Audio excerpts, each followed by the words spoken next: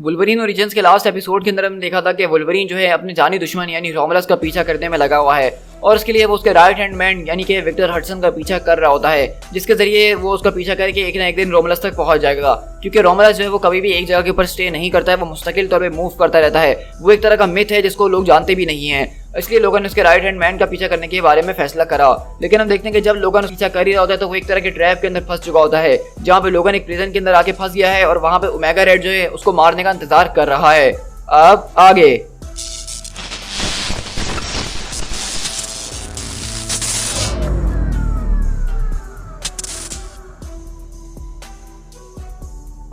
तो इसी तरह हम देखते हैं कि वहाँ पे एयरपोर्ट पे एक आदमी से लोग सवाल कर रहे होते हैं क्या तुमने इस आदमी को डिटेन करा है। तो कहता है कि हाँ, ये जैसे इस फ्लाइट के जरिए यूनाइटेड स्टेट से यहाँ पे आया तो हमने इसको फौरन से डिटेन कर लिया, क्योंकि ये आदमी जो एक बहुत ज़्यादा वांटेड इंसान है जिसको 7 अलग अलग एजेंसीज पकड़ना चाहती हैं। तो इसलिए हमने इसको यहाँ पे होल्ड करके रखा हुआ है जब तक एम्बेसी से आके इस मैटर को सॉर्ट आउट ना कर दें।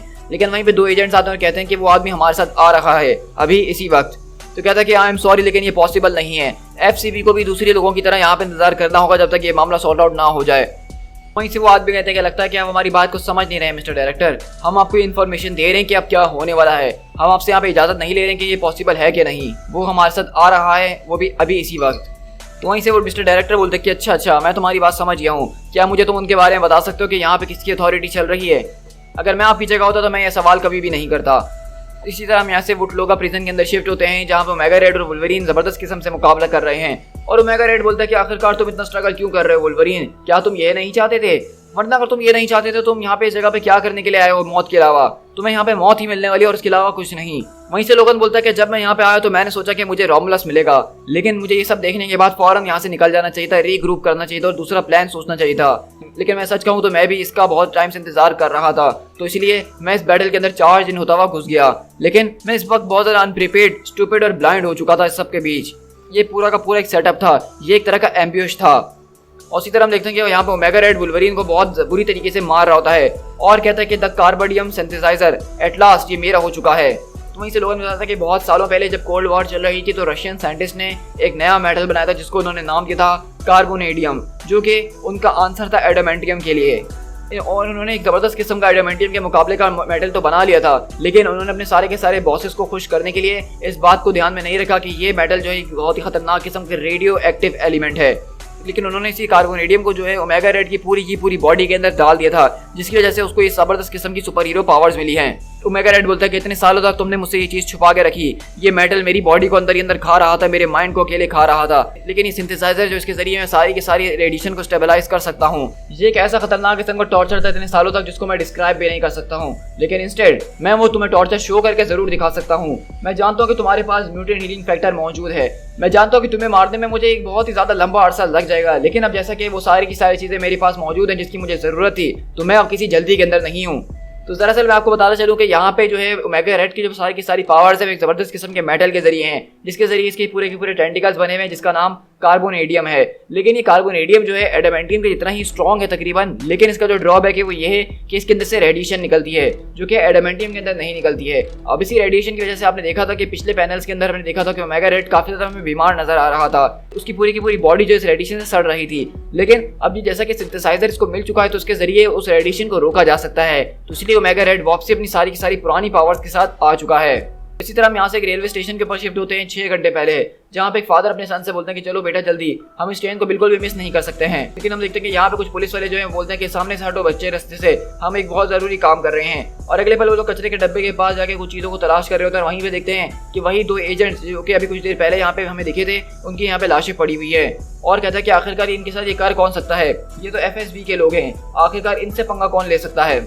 और बताओ वुल्वरीन, क्या तुम्हारे आज दोस्त यहाँ पे तुम्हें बचाने के लिए नहीं आने वाले हैं? मुझे उनकी कोई जरूरत नहीं है तुम्हारी शामत बुलाने के लिए। और अगले पल लोगन उसका टेंटिकल पकड़ के अपनी तरफ खींचता है और वहीं से ओमेगा रेड बोलता है क्या वाकई में तुम्हें लगता है कि अब तुम मुझे हरा सकते हो? और वहीं से लोगन हम देखते हैं कि वहाँ पे बहुत दूर जाके गिरता कहता है वो काफी ज्यादा स्ट्रॉन्गर हो चुका है, जब मेरा उससे पिछली बार मुकाबला हुआ था उसके बाद से बहुत ज्यादा ताकतवर हो गया है। लेकिन ये सब हो कैसे रहा है?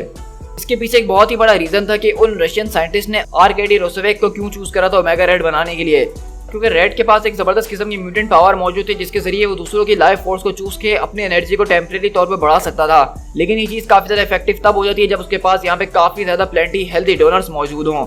तो मेरे ख्याल से इससे ज़्यादा बुरी जगह ओमेगा रेड से लड़ने के लिए कोई और हो नहीं सकती, क्योंकि यहाँ पे चारों तरफ कैदी भरे हुए जिनको ओमेगा रेड अपने लिए इस्तेमाल कर सकता है।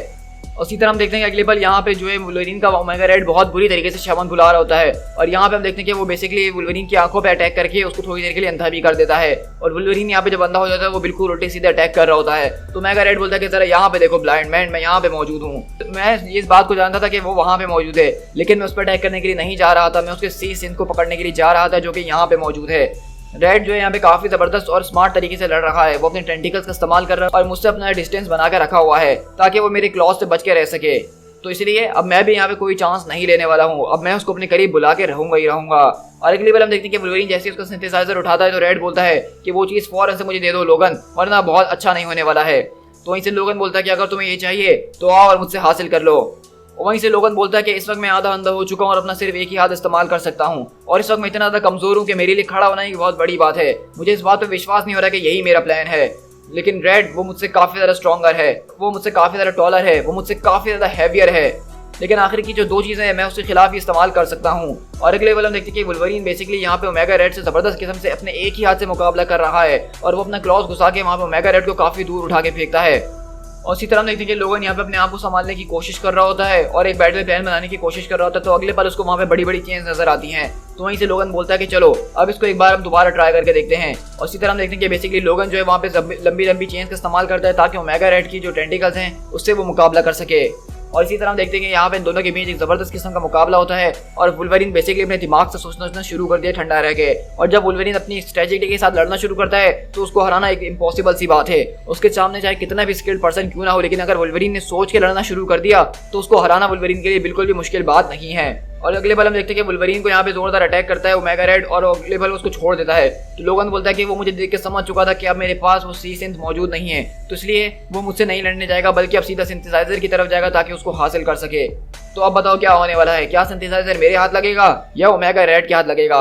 लेकिन अगली बार वहीं पे ओमेगा रेड जब उसकी तरफ भागते हुए जा रहा होता है तो लोगन वहाँ पे एक चेन के जरिए एक लेवर को नीचे गिराता है, जिसके जरिए हम देखते हैं कि ऊपर से वहाँ जो प्रिजन की जालियाँ होती हैं वो आके सीधा ओमेगा रेड के ऊपर गिरती हैं और उसके आर पार हो जाती हैं। और हम देखते हैं कि ओमेगा रेड जो है उसी की प्रिजन गेट के नीचे दब के चिल्ला रहा होता है।